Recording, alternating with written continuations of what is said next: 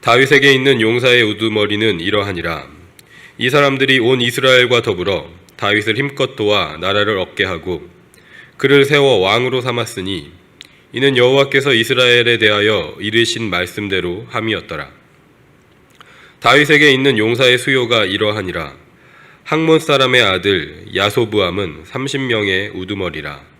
그가 창을 들어 한꺼번에 300명을 죽였고 그 다음은 아호와 사람 도도의 아들 엘르아살이니 세 용사 중 하나이라. 그가 바스담밈에서 다윗과 함께 있었더니 블레셋 사람들이 그곳에 모여와서 치니 거기에 보리가 많이 난 밭이 있더라. 백성들이 블레셋 사람들 앞에서 도망하되 그가 그 밭 가운데에 서서 그 밭을 보호하여 블레셋 사람들을 죽였으니 여호와께서 큰 구원으로 구원하심이었더라. 아멘. 온 이스라엘에게 주신 약속이라는 제목으로 함께 하나님의 말씀 나누도록 하겠습니다.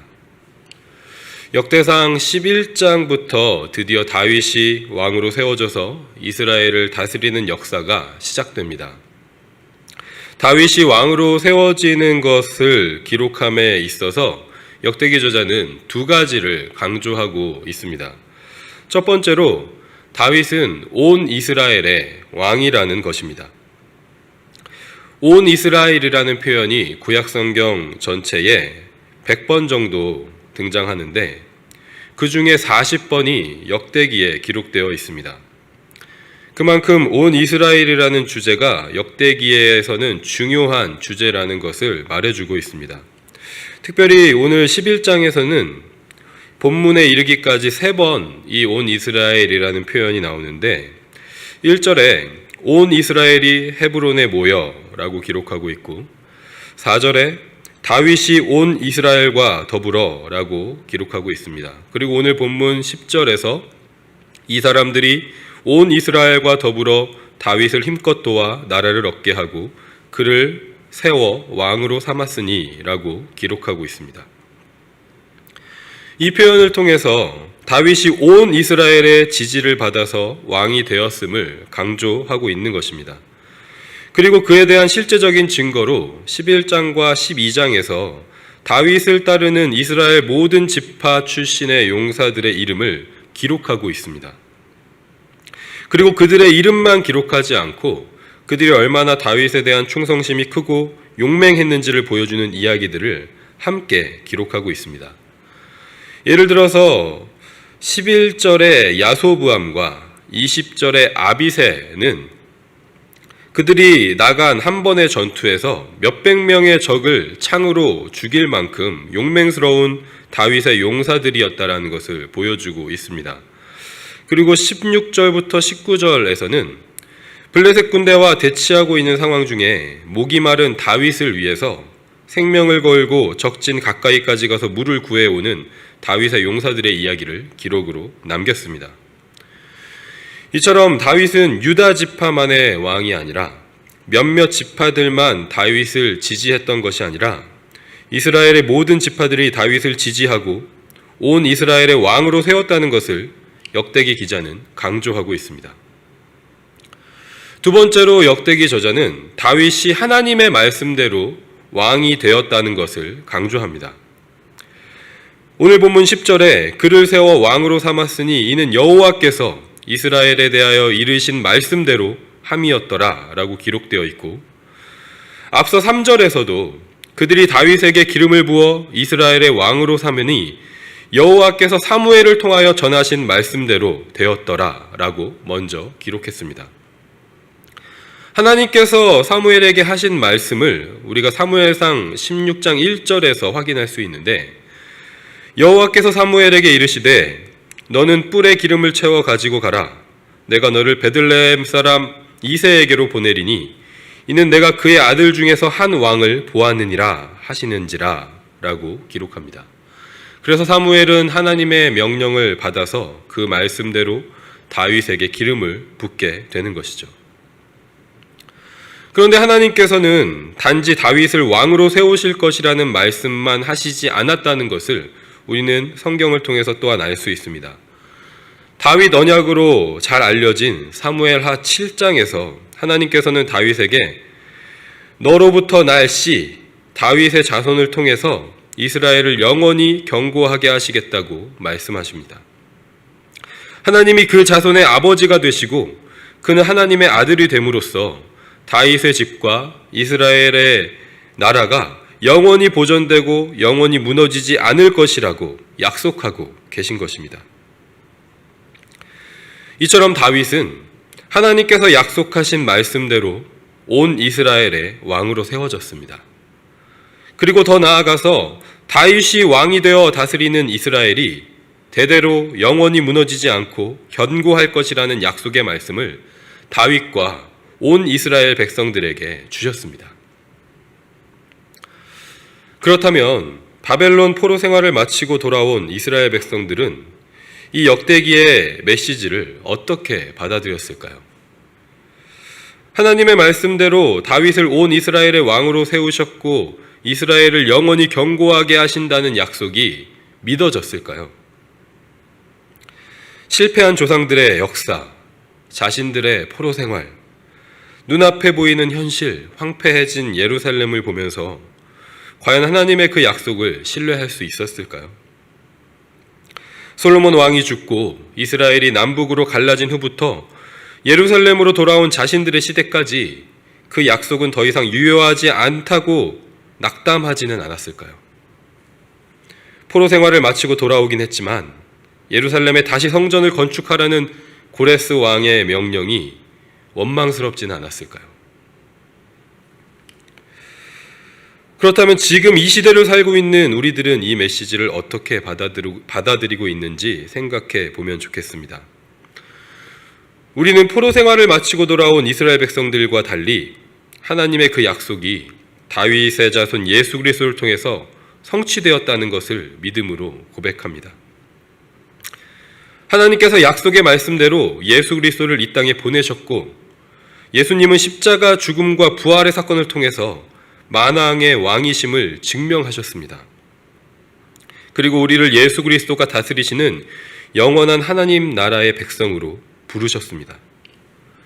그런데 이 고백이 실제적으로 우리 삶에서 유효한지 그저 이상적인 글이나 형식적인 고백에 머물러 있지는 않은지 질문해 보면 좋겠습니다. 삶의 현실과 어그러진 이 세상, 연약한 우리의 가정과 교회 공동체의 모습을 보면서 낙담하고 있지는 않은지 돌아보면 좋겠습니다. 그런데 오늘 본문에 우리에게 위로와 소망과 힘이 되는 말씀이 있습니다. 13절을 보면 다윗과 이스라엘 백성들이 보리밭에서 블레셋 사람들과 대치하고 있는 장면이 그려져 있습니다. 그런데 블레셋 사람들이 먼저 공격을 해오자 이스라엘 백성들이 도망을 갑니다. 하나님께서 하나님의 말씀으로 세우신 다윗이 왕으로 그들과 함께 있었지만 이스라엘 백성들은 두려워했던 것입니다. 눈앞에 보이는 현실, 두려운 적, 블레셋 군대를 담대하게 대적하지 못하고 지켜야 할 땅을 떠나서 도망을 가고 있는 것입니다. 그런데 도망가지 않은 한 사람의 용사가 있었습니다. 그의 이름은 엘르아살입니다. 14절을 보니까 엘르아살이 도망가지 않고 한 일은 그 밭 가운데에 서서 그 밭을 보호한 것입니다. 그런데 주목할 부분은 엘르아살이 서서 보호한 밭이 이스라엘 백성들이 두고 떠난 보리밭 전체가 아니라는 것입니다. 히브리 원어로 볼 때 13절의 밭은 사대라는 단어로서 전체 토지나 밭을 의미하지만 14절에 엘르아살이 서서 보호한 밭은 헬카라는 단어로서 그 드넓은 보리밭 가운데에서 자신에게 할당된 한 부분을 의미하는 단어입니다. 이처럼 비록 전체가 아닐지라도 자신에게 할당된 자신의 몫을 포기하지 않고 그 자리에서 서서 그 자리를 지킬 때 하나님 나라의 승리가 우리에게 있는 줄 믿습니다. 혼자 남아서 무슨 힘으로 어떻게 이길 수 있는지에 대해서 우리가 산술적으로 논리적으로 설명할 수는 없습니다. 이것을 설명할 수 있는 것은 단 한 가지밖에 없습니다. 14절 마지막 부분을 보면 블레셋 사람들을 죽였으니 여호와께서 큰 구원으로 구원하심이었더라 라고 기록하고 있습니다. 눈에 보이지는 않지만 우리를 위해서 싸우시고 우리를 구원하시는 하나님이 계시다는 것입니다. 특별히 엘르아살이라는 이름의 뜻은 하나님께서 도우셨다라는 뜻입니다. 그는 비록 눈에 보이는 두려운 적들이 앞에 있지만 자기 이름의 고백대로 눈에 보이진 않지만 자신을 늘 도와주셨던, 싸워주셨던, 구원하셨던 하나님을 신뢰했던 것입니다. 사랑하는 성도 여러분, 오늘 말씀을 통해서 하나님께서 저와 여러분에게 하시는 말씀을 듣기 원합니다. 하나님께서는 온 이스라엘에게 주신 약속대로 다윗을 왕으로 세우셨다고, 그 약속의 말씀대로 이스라엘은 영원할 것이라고, 예수 그리스도를 통해서 그 약속을 이루셨고 그 약속은 변함이 없다고 말씀하십니다. 우리가 이 약속을 신뢰하지 못하게 하는 것은 무엇입니까? 우리를 두렵게 하고 도망가게 하는 블레셋 군대는 무엇입니까? 점점 심해지는 코로나 상황, 사람들을 만나는 것 자체가 조심스러운 시기에 경제적인 어려움과 재정적인 압박이 점점 더 가중되고 무기력함과 답답함, 불안감과 우울감이 우리의 마음을 흔들어 놓는 것 같습니다. 이런 상황으로 인한 스트레스를 해소하기 위해서 사람들은 저마다 각자의 형편에 맞춰서 코로나 상황의 영향을 적게 받는 여가 활동들을 찾고 시도하곤 하는 것 같습니다. 예를 들어서 지난 봄과 여름에는 자전거가 불티나게 팔려서 그 수요가 너무 많아져서 가격이 급격하게 올랐다는 그런 뉴스를 본 적이 있습니다. 그리고 또 올 겨울에는 사람들이 크로스컨트리 스키를 많이 찾는다고 합니다. 저도 운동도 좀 해야 될 것 같고 살도 좀 빼야 될 것 같고 해서 물건의 수요를 좀 알아보곤 했었는데 중고 물품도 찾기가 어려운 그런 상황인 것을 확인을 하면서 사람들이 저마다 각자의 방법으로 이 상황을 극복하고 이겨내려고 많이 노력하고 있다는 것을 알게 되었습니다. 그리고 해외여행이 자유롭지 않지 않습니까? 그래서 부유층에서는 명품이나 보석 쇼핑 같은 것들이 큰 인기를 얻고 있다는 뉴스를 또 본 적이 있습니다. 각자의 방법으로 스트레스를 해소하고 두려움에서 벗어나고자 하는 것은 우리 인간의 생존 본능이기 때문에 이런 소비 패턴의 변화를 우리가 전적으로 나쁘다라고 말할 수는 없을 것입니다. 그런데 이 방법밖에는 없을까? 한번 생각해 보면 좋겠습니다. 우리가 하나님의 백성이라고 고백한다면 온 이스라엘에게 주신 하나님의 약속을 이루고 우리 모두가 함께 살 수 있는 선택이 무엇이 있을까 한번 생각해 보면 좋겠습니다. 모두가 힘든 시기를 보내고 있다고 하지만 주위를 잘 돌아보면 그 가운데에는 이 시기에 특별히 더 힘들고 어려운 이웃들이 있을 것입니다.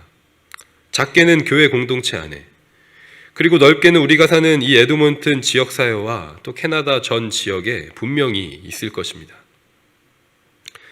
코로나 상황으로 인해서 그전처럼 우리가 직접적으로 대면하여 도움을 주는 것은 제한적일 수 있지만 서로 돌보고 도울 수 있는 대체 방법들이 또한 마련되어져 가고 있는 것들을 보게 됩니다. 제가 얼마 전에 슈박스를 어떻게 도네이션을 하는지 한번 알아본 적이 있는데 그 전까지는 각자가 정말 실제 그 신발 상자에 물품들을 구매해서 채워서 이렇게 도네이션을 했었다면 지금은 코로나 상황을 적용해서 그러한 도네이션을 담당하는 단체들도 가상으로 슈박스를 제작해서 도울 수 있는 그런 방법들을 마련하고 있는 것들을 확인할 수 있었습니다. 이처럼 우리가 주변을 돌아본다면 이 코로나 상황 가운데 우리 모두가 함께 살아갈 수 있는, 함께 하나님의 나라를 세워갈 수 있는 방법들을 여전히 고민하고 있는 믿음의 사람들이 있다는 것을 우리가 볼 수 있을 것입니다. 오늘 말씀에 기록된 엘르아살처럼 우리 한 사람 한 사람이 각자에게 맡겨진 밭을 떠나지 않고 보호하는 사람들이 되기를 소망합니다. 하나님의 백성으로 우리 각자에게 주어진 자리를 감당하기를 소망합니다. 다른 사람들은 두려움 가운데 그 자리를 지키지 않고 도망간 것 같이 보일 수 있을 것입니다. 나 혼자만 이 자리를 지키는 것이 무슨 의미가 있나 하는 마음이 들 수도 있습니다. 하지만 그때 우리가 기억해야 할 것은 눈에 보이지 않지만 우리를 위해 싸우고 계시고 결국은 우리를 구원하시는 하나님이신 줄 믿습니다. 과거에도 오늘도 그리고 앞으로도 변함없이 우리를 도우시는 하나님이신 줄 믿습니다. 하나님께서 엘르아살을 통해 일하셨던 것처럼 우리 한 사람 한 사람의 믿음과 작은 순종을 통해서 온 이스라엘을 승리와 구원으로 이끄실 줄 믿습니다. 이 아침에 이 약속을 우리에게 주신 하나님을 온 마음을 다해 사랑하고 두려움으로 위축되지 않고 우리 각자에게 주어진 자리를 지키면서 우리의 이웃들을 사랑하고 돌보고 섬김으로 믿음의 싸움을 해 나아가는 우리들이 되기를 소망합니다. 그래서 하나님께서 온 이스라엘에게 주신 약속처럼 우리 가정과 교회와 우리가 살아가는 이 지역이 영원히 무너지지 않는 견고한 하나님의 나라가 되기를 소망합니다. 세상이 줄 수 없는 사랑이 있고 평안이 있고 위로가 있고 소망이 있는 주의 나라가 되기를, 그 나라의 백성으로 살아가는 우리 에드몬턴 한인장로교회 모든 성도님들 되시기를 주의 이름으로 축복하고 소망합니다.